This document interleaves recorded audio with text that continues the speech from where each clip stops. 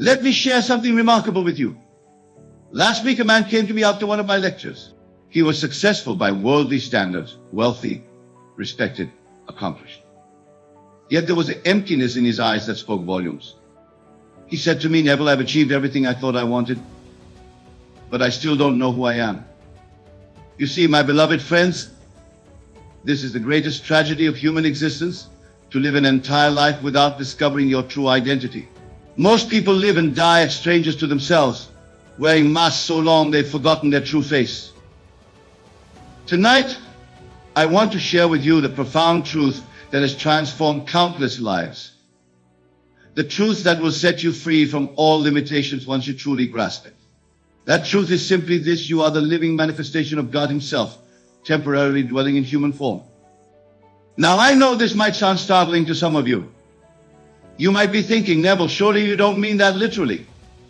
But I tell you, with every fiber of my being, I mean exactly that. Let me share with you why this is not blasphemy, but the very truth that Scripture has been trying to tell us. You see, when God speaks of Himself in Scripture, He uses one name above all others, that's I am. When Moses asked God His name, God replied, I am that I am. This wasn't just some mystical answer. It was the revelation of God's nature, and by extension, your nature. Think about it, my dear friends. What is the one thing you cannot deny about yourself? What is the one thing that remains constant throughout all your experiences? It is the simple awareness of being I am. Before you say I am rich or I am poor, I am successful or I am failing, there must first be this fundamental I am. This I am is God Himself, expressing as you. This is why Jesus said, I and my Father are one. He wasn't claiming something unique to Himself. He was revealing a universal truth about human identity. Let me share an experience that will help illuminate this profound truth.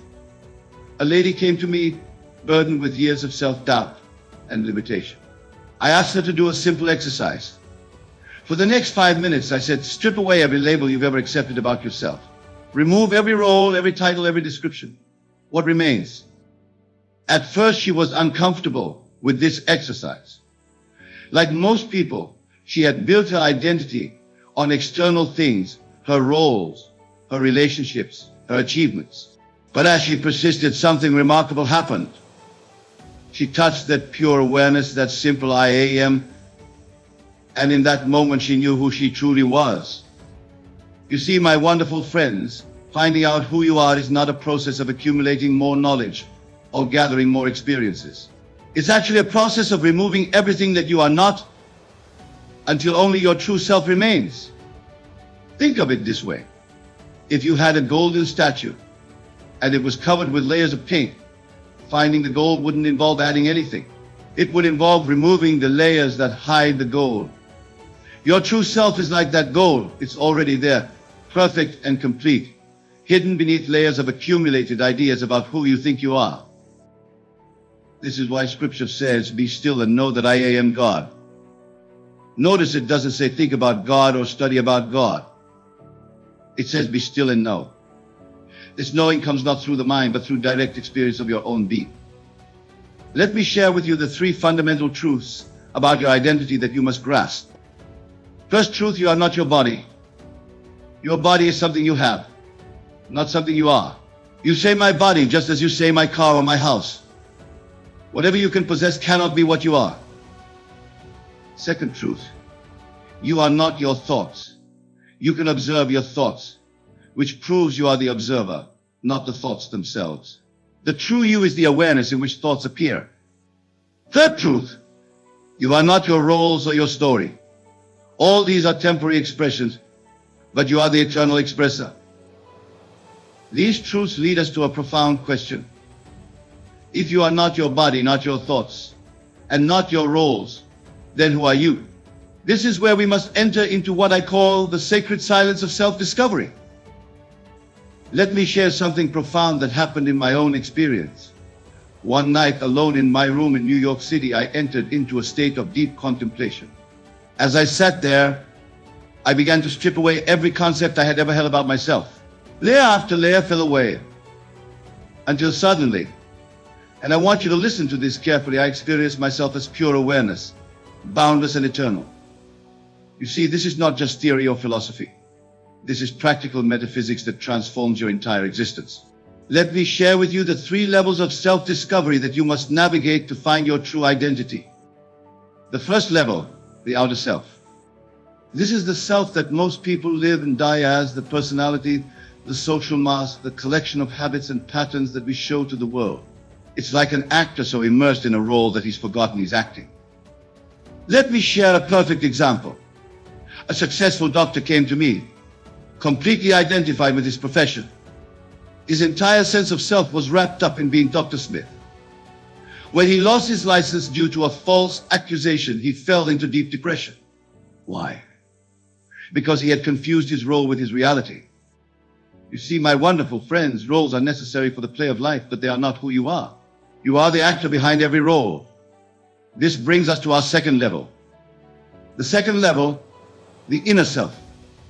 Beneath the outer personality lies what I call the inner self, the consciousness that observes all your experiences. This is closer to your true identity. But even this is not the final truth. Think about it this way: when you say I had a thought, who is the I that had the thought? When you say I had a feeling, who is the I that experienced the feeling? There must be something prior to thoughts and feelings, something that is aware of them.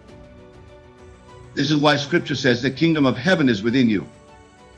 It's pointing to this deeper level of self, this inner awareness that witnesses all experiences but remains untouched by them. The third level, the divine self. Now we come to the ultimate truth about your identity, what I call the divine self. This is not something to be achieved or attained. It is what you eternally are. It is the I am that never changes, never begins, and never ends.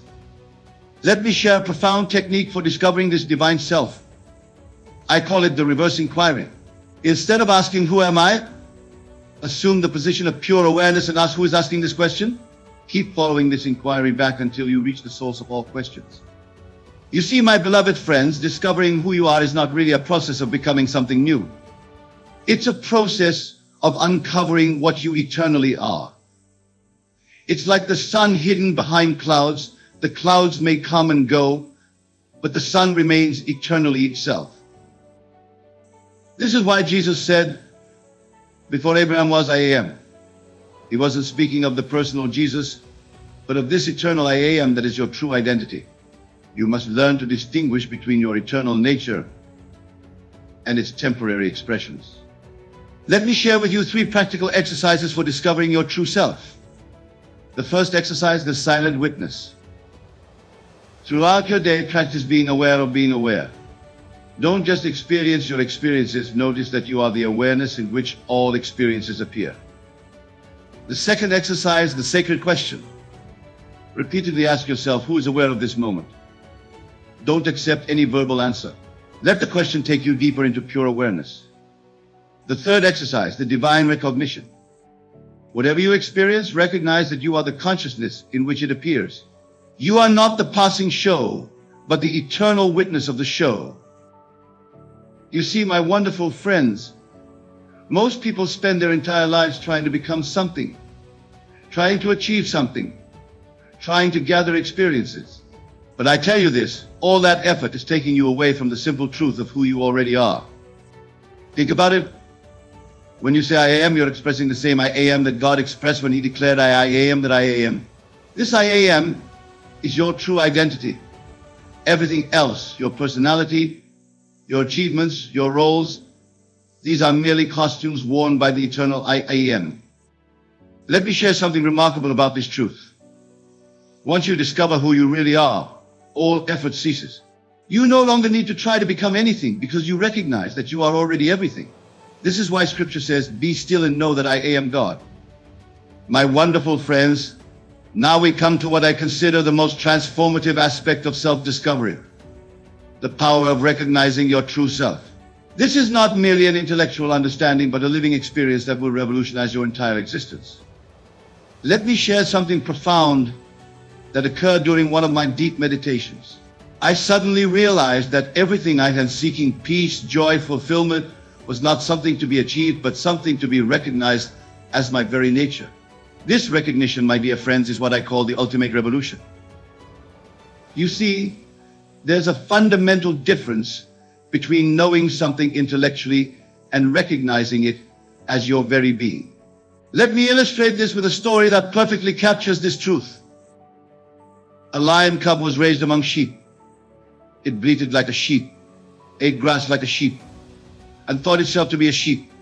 One day, an adult lion saw this peculiar sight and roared with laughter.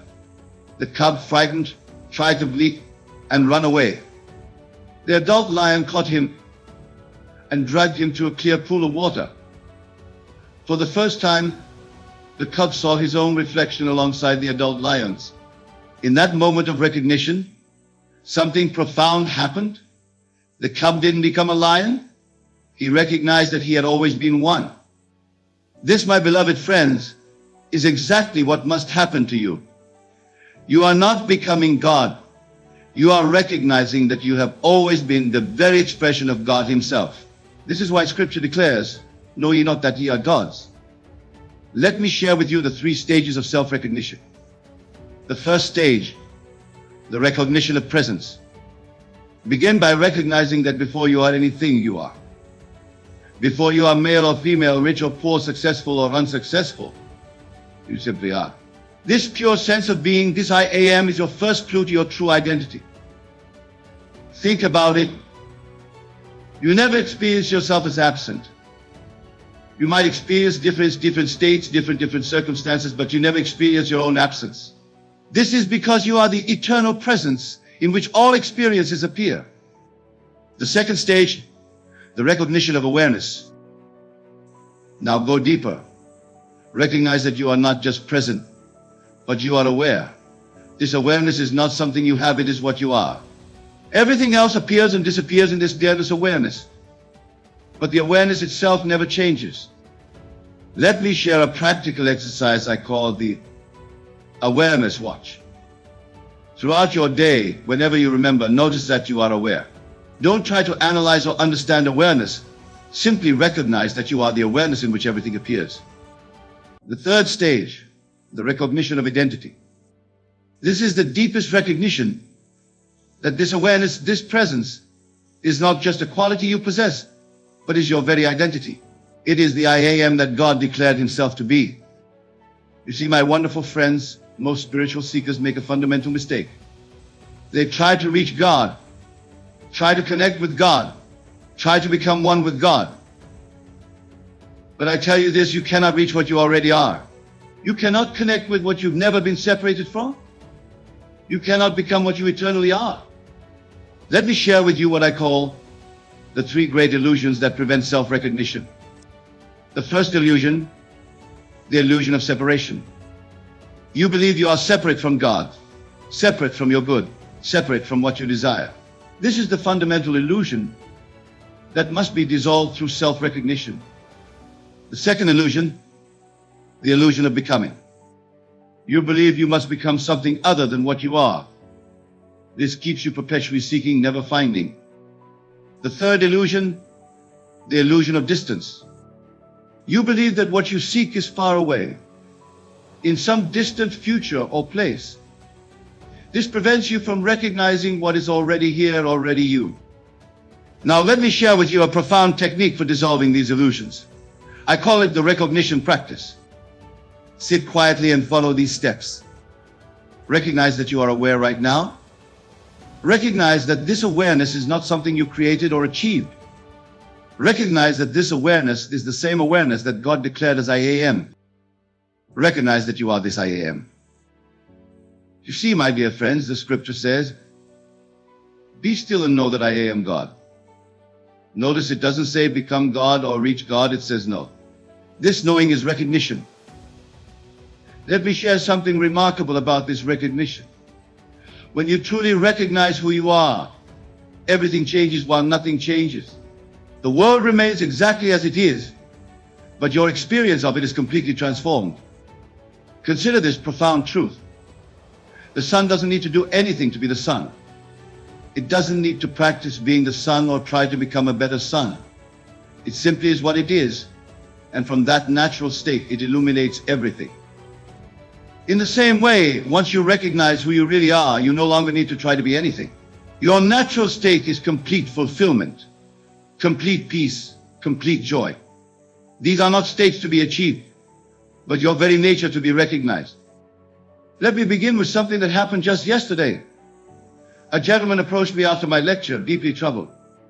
He said, "Neville, I understand intellectually that I am God's perfect expression, but my daily experience shows me something entirely different. This, my wonderful friends, is the gap we must bridge, the gap between intellectual understanding and lived experience. You see, living from your true identity is not about adding anything to yourself. It's about removing the veils that hide your true nature. Let me share with you what I call the 3 veils of forgetfulness. The first veil, the body identity. Most people are completely identified with their body. They think I am this body. But I tell you this, you are not the body, you are the consciousness that animates the body. Your body is in you, you are not in the body. Let me share a profound exercise I call the consciousness shift. Throughout your day, whenever you remember, shift your identity from body to consciousness. Instead of thinking I am walking, recognize I am aware of walking. Instead of I am eating, recognize I am aware of eating. You see, this simple shift begins to loosen the grip of body identification. It's like stepping back from a movie screen and recognizing that you are the awareness in which the movie appears. The second veil, the thought identity. Deeper than body identification is thought identification. People believe they are their thoughts. But ask yourself this, if you are your thoughts, who is aware of the thoughts? Let me share something remarkable about thoughts.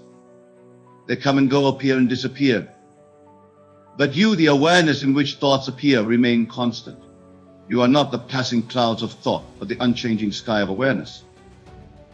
Here's a practical technique I call the thought witness. Throughout your day, practice watching your thoughts without becoming involved in them. See them as clouds passing through the sky of your awareness. Don't try to change them or control them. Simply witness them. The third veil, the story identity. This is perhaps the subtlest veil, the story you tell about yourself. Your past, your failures, your successes, your relationships, all these form a story. And most people completely identify with this story. But I tell you this, you are not your story. You are the awareness in which all stories appear. This is why Scripture says, "Behold, I make all things new." When you recognize your true identity, you are free to create a new story at any moment. Now let me share with you the 3 stages of living from your true identity. The first stage, recognition throughout the day. Begin by recognizing your true nature as pure awareness throughout your daily activities. Whether you're at work, at home, or in conversation, maintain the recognition that you are not the doer, but the awareness in which doing happens. I call this the constant recognition practice. No matter what you're doing, maintain the background awareness of your true nature. Like a screen that remains unchanged, while different movies play upon it. You remain the unchanging awareness, while life's experiences flow through you. The second stage, living from wholeness. Most people live from a sense of lack, constantly trying to add something to themselves to become complete. But when you recognize your true identity, you live from wholeness. Let me share a profound truth. Everything you seek, peace, joy, love, abundance, these are not things to be achieved, but your very nature to be recognized. When you live from wholeness, you no longer seek anything because you recognize that you are everything. Here's a practical application I call the wholeness recognition. Before you begin any activity, recognize that you are already complete. You are not doing the activity to become something, you're doing it as an expression of what you already are. The third stage, divine expression. This is the highest stage of living from true identity. Here you recognize that every action, every word, every thought is not yours but God's expression through you. You see, my wonderful friends, when Jesus said, "I and my Father are one," he wasn't making a personal claim. He was declaring a universal truth about your identity. You are not a human being trying to express divinity. You are divine being expressing through human form. Let me share with you what I call the divine expression practice. Throughout your day, before any action, silently acknowledge God Himself is expressing as this action through me. This transforms every mundane activity into a sacred expression. Now, let me address something crucial. Some of you might be thinking, but Neville, if I am divine being, why do I experience limitations and problems? This is where we must understand the difference between your true identity and your current state of consciousness. Your true identity is like the sun, eternally shining. But your state of consciousness is like the clouds that can temporarily obscure the sun. The sun hasn't changed or diminished, it's simply hidden from view. This is why Scripture says, put off the old man and put on the new man. The old man is your limited state of consciousness, the new man is your true identity as divine being.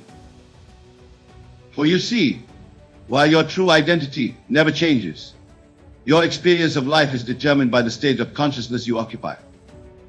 Let me share something remarkable that happened during one of my experiments with consciousness. I was in New York, physically present in my small apartment, but I had learned to occupy the state of consciousness of being in Barbados. Within weeks, against all physical evidence and probability, I found myself actually in Barbados. This, my dear friends, is the power of consciousness. You see, states of consciousness are like rooms in a vast mansion. Your true identity, the I am, is the inhabitant who can move from room to room. Let me share with you what I call the 3 levels of conscious transformation. The first level, recognition of states. Most people are completely identified with their current state. If they're in a state of lack, they believe they are lacking. If they're in a state of illness, they believe they are ill. But I tell you this, you are not the state. You are the awareness that can occupy different states. Let me share a practical technique I call the state observer.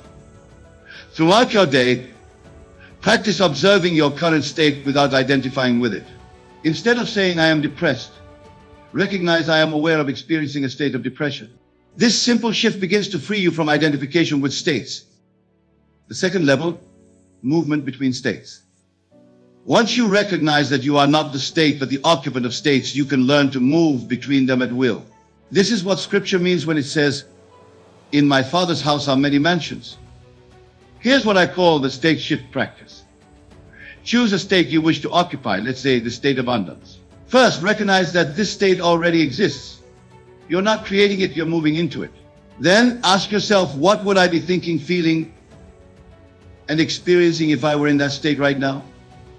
You see, my beloved friends, this is not imagination as people commonly understand it. This is the actual movement of consciousness from one state to another. The outer world must then reorganize itself to match your new state. The third level, permanent transformation. This is the highest level of conscious transformation, where you learn to stabilize in higher states of consciousness. Let me share something profound about this level. Most people visit higher states occasionally, moments of peace, joy, or clarity, but they don't know how to remain there. They're like someone who visits a beautiful mansion but doesn't know they can live there permanently. I call this the divine occupation. It's the art of not just visiting but occupying divine states of consciousness. Here's how you practice it. First, choose a tuned state. Let's say the state of perfect peace. Second, recognize that this state is your natural state as divine being. Third, instead of trying to achieve peace, assume you are peace itself. Fourth, live from this assumption regardless of external circumstances. Now let me share with you what I call the 3 obstacles to transformation that you must understand and overcome. The first obstacle, mental habits. Your old patterns of thinking will try to pull you back to familiar states. This is why Scripture says, be ye transformed by the renewing of your mind. Let me share a technique I call the pattern breaker. Whenever you catch yourself in an old thought pattern, stop and ask who is aware of this pattern. This immediately shifts you back to your true identity as the awareness. The second obstacle, emotional attachments.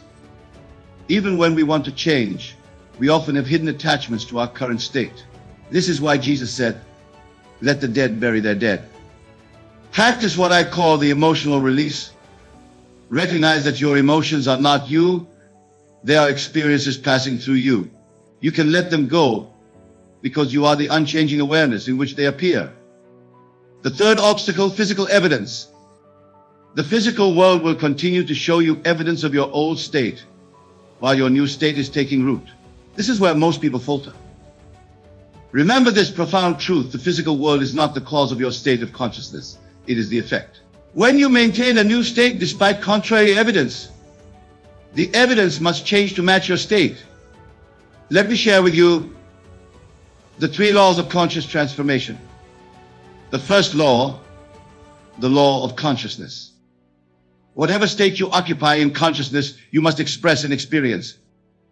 The second law, the law of assumption. You become what you assume yourself to be. The third law, the law of expression. Your outer world is the expression of your inner state. My dear friends, tonight we enter into the very heart of conscious transformation, the practice of perfect states. This is where we move beyond mere understanding into the actual art of living from enlightened consciousness. Let me share something remarkable that occurred just last week. A lady came to me in deep distress about her financial situation. Instead of trying to change her circumstances, I showed her how to occupy the state of divine abundance. Within days, opportunities began appearing that she hadn't seen before. You see, it wasn't the world that changed, it was her state of consciousness. Let's explore what I call the 3 perfect states that form the foundation of enlightened living. The first perfect state, divine love. Most people think of love as an emotion or a relationship between separate beings. But I tell you this, divine love is a state of consciousness, your natural state as divine being. Let me share a profound practice I call the love recognition.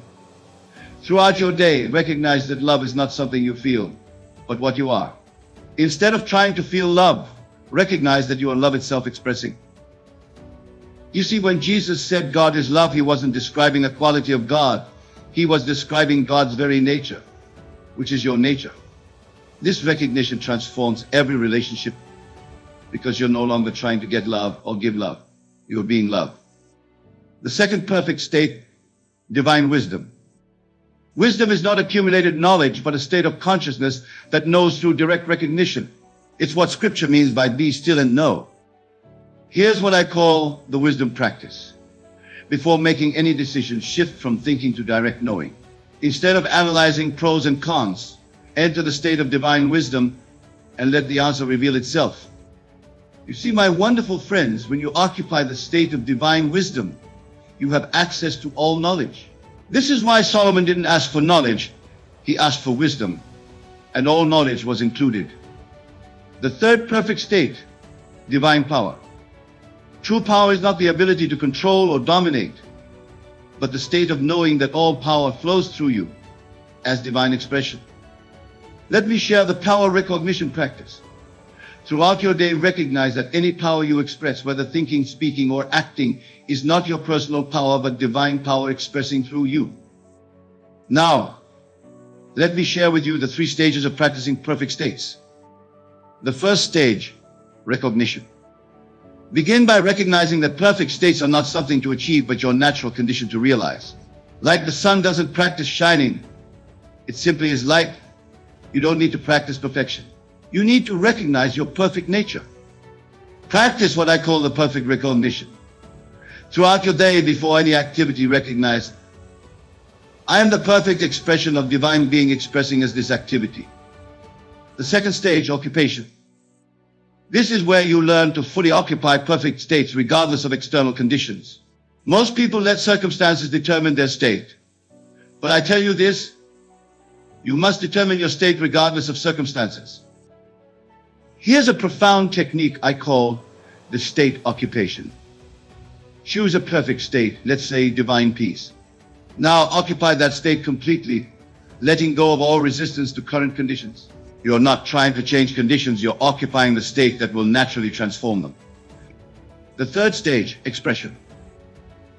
This is where perfect states become your natural way of being. You no longer need to think about occupying them because you recognize they are your true nature. Let me share what I call the three aspects of perfect expression. First aspect, spontaneous expression. Perfect states express spontaneously without effort or planning. Second aspect, complete expression. Perfect states express completely, not partially or gradually. Third aspect, eternal expression. Perfect states express eternally, not temporarily or conditionally. Now let me address something crucial about practicing perfect states. Many people ask, but Neville, how can I maintain perfect states when the world shows me imperfection? Remember this profound truth: the world you see is the outpicturing of your state of consciousness. When you occupy a perfect state, the world must transform to match that state. This is why Scripture says, "Be ye perfect as your Father in heaven is perfect." Let me share with you what I call the three keys to maintaining perfect states. The first key, absolute recognition. Recognize that perfection is not a future achievement, but your present nature. The second key, complete acceptance. Accept your perfect nature without trying to improve or change it. The third key, natural expression. Let perfection express naturally without forcing or controlling.